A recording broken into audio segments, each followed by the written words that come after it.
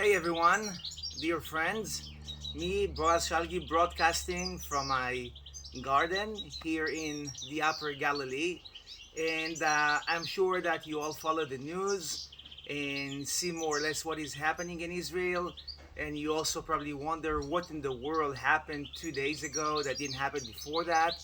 How do things in the Middle East speed up from 0 to 100 in 1 second? And so I'm here today to explain that, to explain what the problem is and to explain what the solution is. It may not be very popular, but that is the solution. So let's start with what the problem is.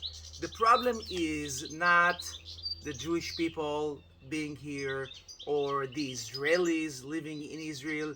That is not a problem. There's one Jewish state in the world, and it is the size of Rhode Island, so no one can really make a good argument why a group of people don't deserve a homeland for themselves, especially when it's not in a prime location. And that is the truth. Israel is not in a prime location. We're in the Middle East, we're in the desert, there's barely any fresh water around us, but we're good. That's what God has given us, and we're okay with that. So it is what it is. Also, keep in mind that this is the land of the Jewish people since the time of Abraham, long, long before the Muslims or anyone else came here. Okay? It is lots of tragedies along the years that made the Jewish people leave. They were actually expelled from here to different parts of the world, but there was always a Jewish presence here in Israel. After the Holocaust, by the permission of the world, the Jewish people came back to here. When the Jews came back to here, it was very simple. There was a Jewish population and an Arab population, and the world said, we're going to divide the land amongst you, and that will be it. And the Jewish people said, fine, amen, we'll take it. It wasn't very attractive, by the way. Most of what was given to us was the desert in the south and half of Galilee. Jerusalem was supposed to be international. Half of Galilee, Arab. Golan Heights, Arab. Judea and Samaria, Arab. That's not very attractive, but we said, yes, we'll take it. The Arabs said, no, we reject it. The Jews will not live here. Not even 1 inch of this land will go to the Jewish people. And they started a war that we call the War of Independence. The idea of this war was to annihilate and destroy, to wipe out from the face of the earth the Jewish presence. Okay? I mean, don't make any mistakes about that. That wasn't a friendly war where in the end of it, the Arabs would come to the Jews and say, hey, we'll give you something. No, it wasn't about that at all. But once again, we prevailed and we won.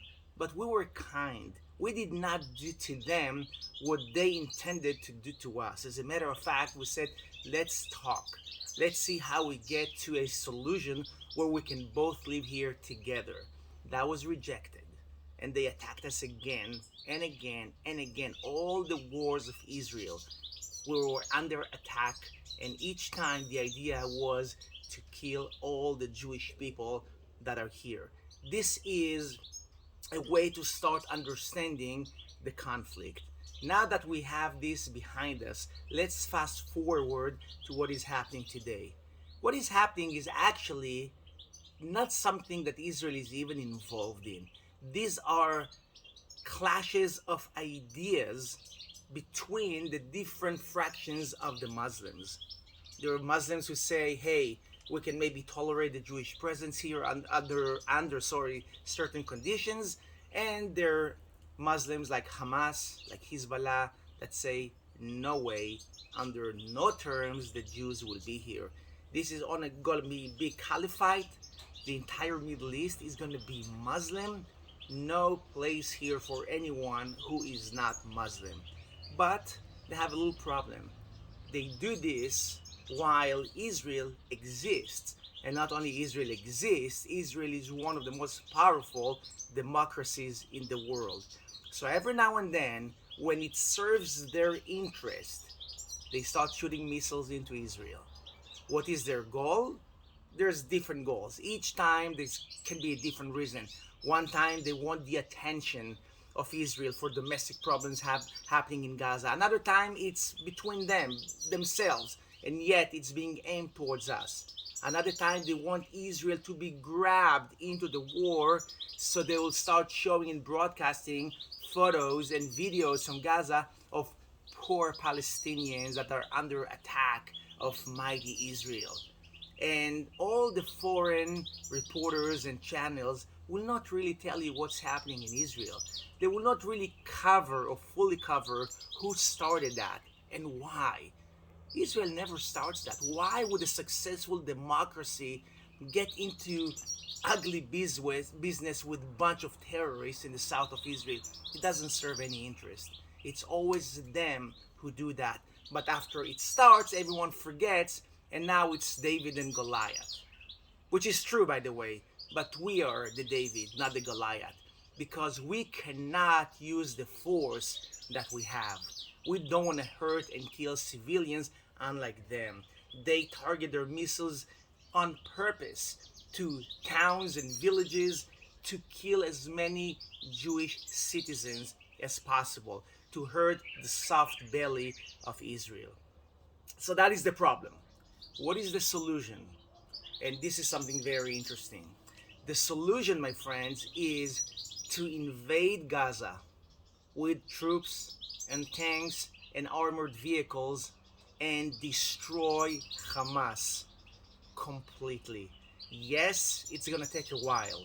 Yes, there's going to be a lot of casualties. But yes, that is the only solution. No matter how many people are going to lose their lives over there, that is the only solution. And let me give you an example of what America did to Japan in World War II. Most people criticize the atomic bombs that America launched or dropped over Japan. So many people died, so many people were born with diseases later on and whatnot. But let me tell you something interesting. By doing this, America saved lives of millions of Japanese people, because without the atomic bomb, the war would have never ended. And especially with the Japanese mentality of fighting to the end, to the death, they would have never given up. And that means that America would have had to kill millions and millions of Japanese people before they would have said, okay, enough is enough. By dropping the bomb, America killed many people at one time, but that was the end of it. And many millions were spared because of that drastic action that was smartly done by the American government. Same thing over here. Every now and then, Hamas goes on another violent campaign. More people get killed, and more people get killed, and it never stops. And more people will be killed in the future. If Israel invades Gaza and get rid of Hamas, and bring Hamas to its knees, and then say to the rest of the world, we're done. Gaza is terror-free right now.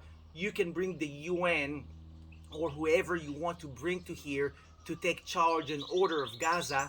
That will be awesome. We'll have Gaza being controlled by the UN. There's no terrorists in Gaza anymore. Israel is back to Israel, and that's going to be the end of the conflict. Before and until this drastic action will take place, we will keep, unfortunately, experiencing all these campaigns and retaliations as we're doing right now. If you have any questions or comments, you can please contact me on my Facebook or email. And of course, anything dramatic that will happen in the few days in Israel, I will let you know about. Thank you so much, and shalom.